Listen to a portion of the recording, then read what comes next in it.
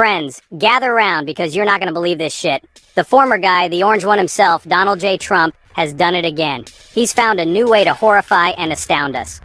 At a recent rally, amidst the usual greatest hits of election lies and self-aggrandizement, Trump dropped a real doozy. He announced his intention, should he be re-elected, to fire the entire board of the John F. Kennedy Center for the Performing Arts. And if that wasn't enough, he then declared that he would appoint himself as chair. Yes, you heard that right. The man who thinks windmills cause cancer wants to be in charge of the nation's cultural crown jewel. Now, you might be thinking, John, surely there's a perfectly reasonable explanation for this, and to that I say bless your heart. Because the only explanation here is that Trump is a man-baby throwing a temper tantrum. And what, you may ask, has driven him to this latest fit of pique? Well, it seems our dear leader is still very upset about a certain comedian receiving a prestigious award. Buckle up, folks, because this one's a real humdinger. But let's dive deeper into this, shall we?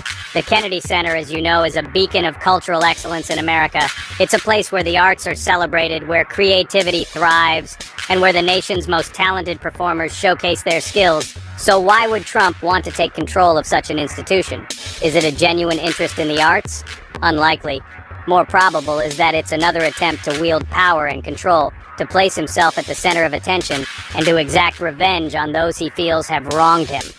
The Kennedy Center has long been a symbol of the elite, the very people Trump has often railed against in his populist rhetoric. By positioning himself as the head of this prestigious institution, he not only disrupts the status quo, but also places himself in a position to influence and control the narrative. It's a move that's as audacious as it is transparent. And let's not forget the timing of this announcement. With the 2024 elections looming, Trump is pulling out all the stops to rally his base and keep himself in the headlines. This latest stunt is just another chapter in the never-ending saga of Trumpian drama. It's a reminder that, in the world of Donald J. Trump, nothing is off limits, and everything is a potential tool for self-promotion and vendetta. So, as we watch this unfold, let's keep our eyes open and our minds sharp. The next few months promise to be a roller coaster of political theatrics and unexpected twists. Stay tuned, folks, because if there's one thing we can count on, it's that Trump will always find a way to keep us on the edge of our seats, whether it's through outrageous announcements, controversial decisions, or just plain old shock value. The Trump show is far from over, and who knows what he'll come up with next. One thing's for sure, it won't be boring. So, as we brace ourselves for the next act in this ongoing drama, let's remember to take a deep breath and maybe even find a little humor in the absurdity of it all. After all, in the world of politics, sometimes laughter is the best way to cope with the madness. And with that, we leave you to ponder the latest twist in the Trump saga. Until next time, stay informed, stay engaged, and most importantly, stay sane. Because in these times, a little sanity goes a long way. Bless your heart. Because the only explanation here is that Trump is a man-baby throwing a temper tantrum. And what, you may ask, has driven him to this latest fit of pique? Well, it seems our dear leader is still very upset about a certain comedian receiving a prestigious award. Buckle up, folks, because this one's a real humdinger. Remember Dave Chappelle, hilarious comedian, master storyteller, and apparently a thorn in Trump's side? Yes, the very same Dave Chappelle who has been making us laugh for decades. Well, last year, the Kennedy Center had the audacity, the sheer gall, to present Mr. Chappelle with the Mark Twain Prize for American Humor. This prestigious award is given to those who have had an impact on American society in a way similar to Mark Twain. Now, you might be thinking, John, Dave Chappelle is a very funny man. He's been a staple in the comedy world, making us laugh with his sharp wit and unique perspective. What's wrong with him getting an award? Isn't it well deserved? After all, he's brought joy to millions. And to that I say, you're clearly not paying attention. There's more to this story than meets the eye. See, Chappelle has been known to make jokes. Jokes about Trump. And not just any jokes, but ones that cut deep, exposing the absurdities and contradictions of his presidency. Jokes that Trump, with his notoriously thin skin and even thinner grasp of satire, did not appreciate. These jokes have struck a nerve, leading to a series of reactions from Trump. And so, like the petty, vindictive man-child he is, Trump has decided to retaliate. His response has been nothing short of dramatic, as expected. He's going to take his ball and go home. But it's not just about leaving, it's about making a statement. Or in this case, he's going to try and take over the entire playground because some kids laughed at his jokes. It's a classic case of overreaction, but then again, when has Trump ever been known for his measured responses? This latest outburst, sadly, is not an isolated incident. Trump has a long and storied history of feuding with anyone and anything he perceives as being even remotely critical of him, and the arts are no exception. Remember Meryl Streep's speech at the Golden Globes? Trump sure does. He took to Twitter, his preferred platform for childish insults and unhinged rants, to call her one of the most overrated actresses in Hollywood. And who can forget his ongoing vendetta against Hamilton, a musical he clearly never actually watched, but felt the need to denounce as overrated and highly inappropriate, because the cast dared to suggest that maybe, just maybe, America wasn't always so great for people who weren't wealthy white landowners? The John F. Kennedy Center for the Performing Arts is more than just a building. It stands as a testament to the enduring power of the arts in American society. Since its opening in 1971, the Kennedy Center has been a beacon of cultural excellence, drawing millions of visitors each year who come to witness the magic of live performances.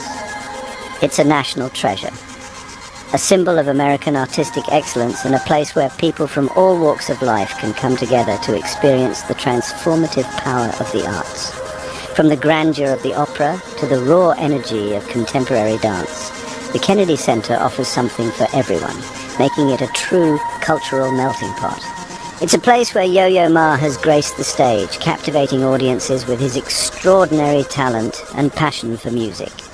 His performances here have left an indelible mark on the hearts of many, showcasing the Kennedy Center's commitment to bringing world-class artists to its stage, where Hamilton first took flight, revolutionizing the world of musical theater with its groundbreaking storytelling and diverse cast.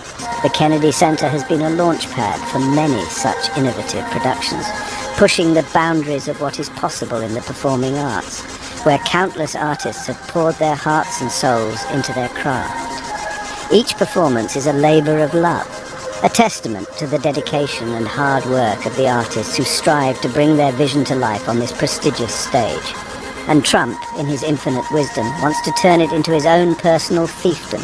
His plans threaten to undermine the very essence of what the Kennedy Center stands for, replacing artistic integrity with political agendas. He wants to replace a board of directors composed of respected figures from the arts and business world with, well, himself. This move could jeopardize the center's mission to promote the arts and foster cultural exchange.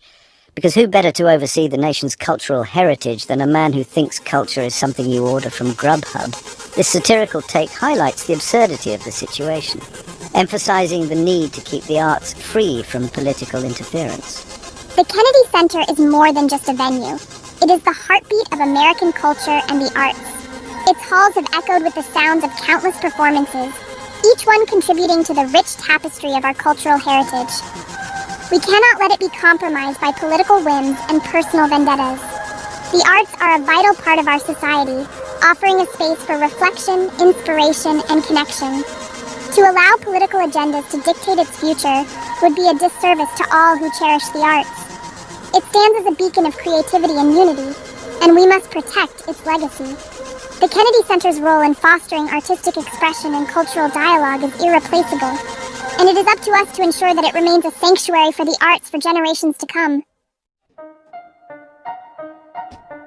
Section 5. Behind the curtain, unpacking Trump's motives. So what's really going on here? Why is Trump so obsessed with controlling the Kennedy Center? Well, as with everything Trump does, it all boils down to one thing: power. Trump can't stand the idea of an institution, especially one as prestigious as the Kennedy Center, operating outside of his control.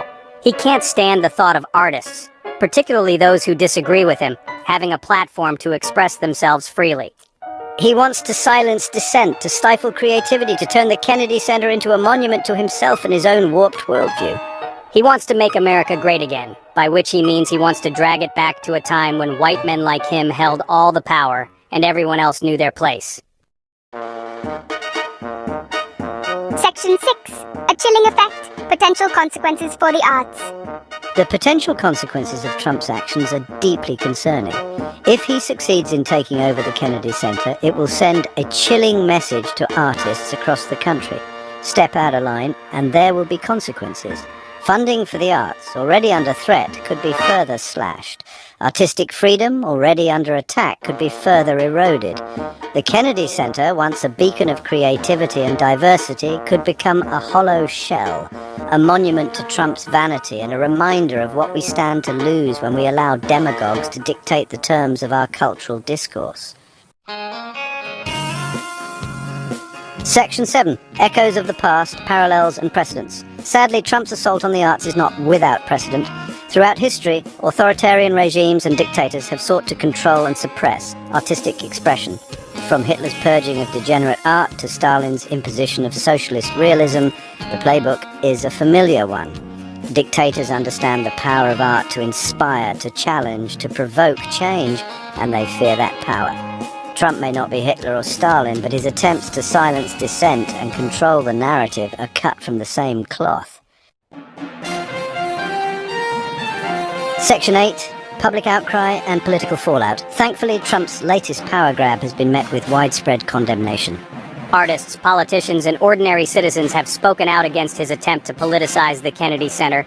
Protests are planned, lawsuits are being prepared, the fight is far from over, but the message is clear. We will not stand idly by while Trump dismantles our cultural institutions. Section 9. A dangerous game, the broader implications. Trump's attack on the Kennedy Center is not just an attack on the arts.